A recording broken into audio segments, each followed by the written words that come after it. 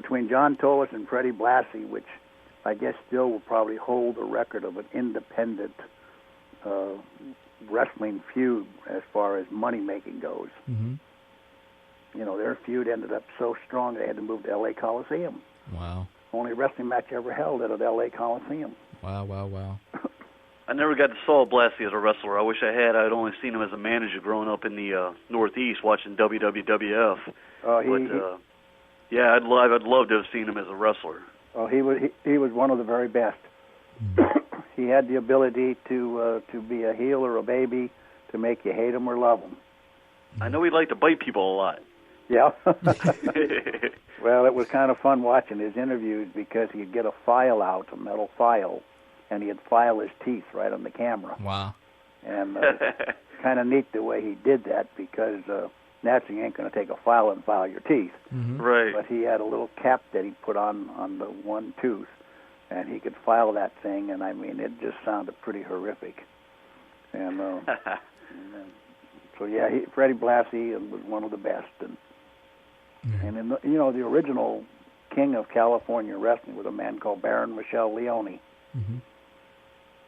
who also was a member of the Cauliflower Alley Club. And in fact, the Cauliflower Alley Club started by Mike Mazurki in 1965, so this is our 45th year.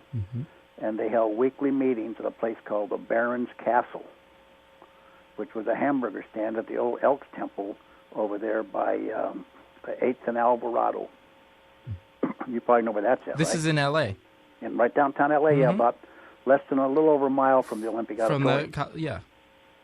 There's a park there. I forget what they call it, a park with the boat rides. I don't think they do it anymore. They don't have the park no more with the boats? I know they have the park, but I don't think they do the boat rides anymore. Okay, yeah, you could actually rent a boat and drive around with your girlfriend on the boat. Right, it's the little pedal boats that they have there, but I don't think they do that anymore. Oh, well, you're missing out. Nowhere to take your girlfriend. Now, currently, you're an inspector for the Missouri Athletic Commission. Yes, when I moved here after I retired from California, moved here, and we bought a cattle ranch. Then I was approached by Dave Marquez, who now is the owner of the NWA, I guess.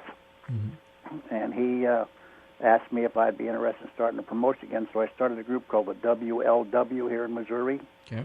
At that time, it was called World Legion Wrestling.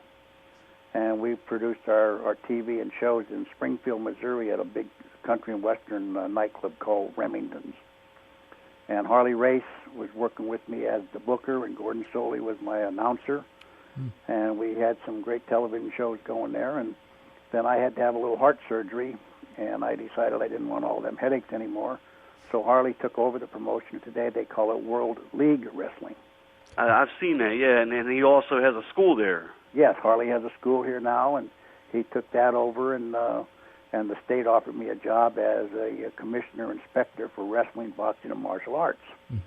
And so I do that now for about the last 7-8 years, and it's really a part-time type thing. I can kind of pick and choose what I want to do. I do most of the WWE shows when they come to town. I do some of Harley's, not all of them, but usually anything within 100 miles of my place, I don't mind doing them. Back to the Cauliflower Alley Club.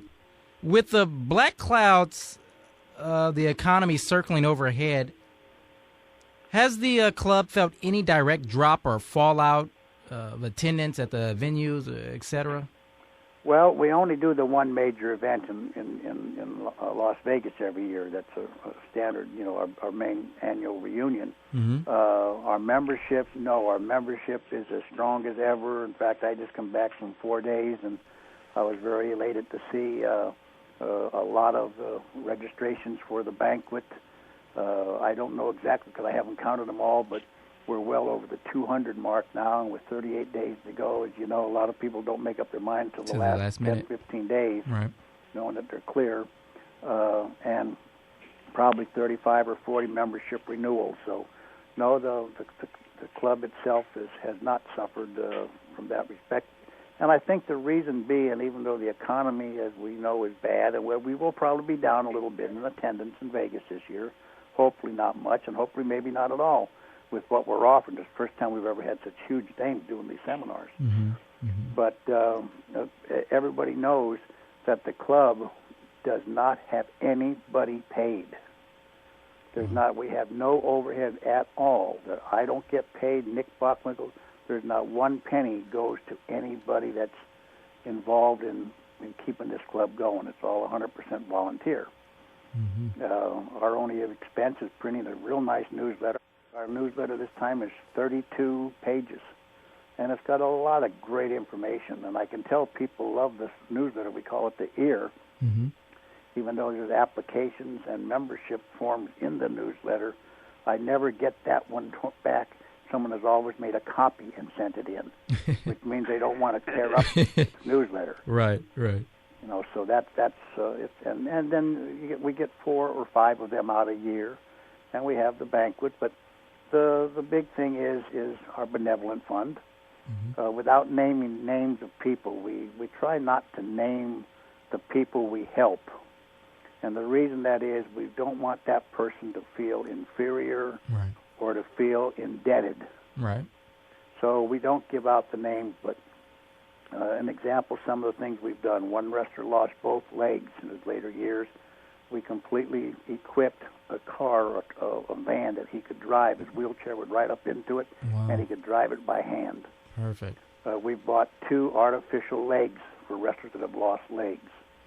We've ramped a home for one of the most famous wrestlers of all time, who was totally paralyzed and crippled from the waist down. You can probably guess who that was. We've paid funeral bills. We've paid hospital bills. We've paid rent. We won't make car payments on a new Cadillac for you, but we will help out where needed. We've had over 30 guys now receive scholarship money for college. Wow. We give $1,000 every year to Pro Wrestling Hall of Fame in New York, to International Wrestling Institute in Waterloo, Iowa, and to the Gulf Coast Wrestlers Reunion. And that's something that people look at and they say, why do you give money to your competitors? Because they also hold reunions and get-togethers. And my answer to that is that we don't look at them as competitors. We look at them as an outreach. They're organizations that spread the ring of friendship, that respect the business, and we don't care where you go to a reunion every year. Just support it, one or more every year. And so we've done. I think we've done really, really well. And you don't last 45 years if you're not doing something right. Right. That's right. You don't. We're talking to Karl Lauer of the Cauliflower Alley Club right here on OWW Radio. He is the executive president of the Alley Club. April 13th through the 15th in Las Vegas, Nevada, the Gold Coast Hotel and Casino. For more information on this, you can just go on to their website. It's Cauliflower Alley Club. You mentioned something about the Hall of Fame up there in New York. Yes, The WWE Hall of Fame. You know, for years the company has been in the forefront of the industry. What do you think of their Hall of Fame, the WWE? Well, to be honest with you, I've never been to it. I know that it is predominantly, I can't say that anymore, but was predominantly for primarily WWE workers, wrestlers.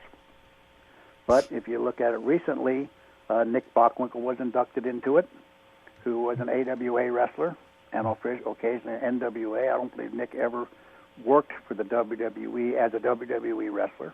Vern Gagne was inducted into it. I know he never worked for the WWE. Right. So I would say that it's a very reputable organization. I mean, if you can get inducted into that right there, that's wonderful. The difference with, I think, the WWE compared to this here Pro Wrestling Hall of Fame, the WWE selects their people from within their own group. In other words, Vince and probably a grouping of 8 or 10 of his executives decide in a committee meeting who's going to get inducted. The one in New York, I was on that New York one's committee for their first 5 years, and the categories, we had to come up with 5 names in every category that met the qualification, like TV era or whatever. And then them 5 names were placed on a ballot and sent out to 75 people Some were historians like J. Michael Kenyon and Tom Burke and Scott Teal. Some were former well-established world champion wrestlers. Some were sports writers. Some were people that didn't know nothing about wrestling. And these 75 people would vote by written secret ballot. And the top vote getters were the ones that got into the Hall of Fame. Just identical to the way the Baseball Hall of Fame is done, the Football Hall of Fame. Right. So the New York one is strictly, you can't buy your way in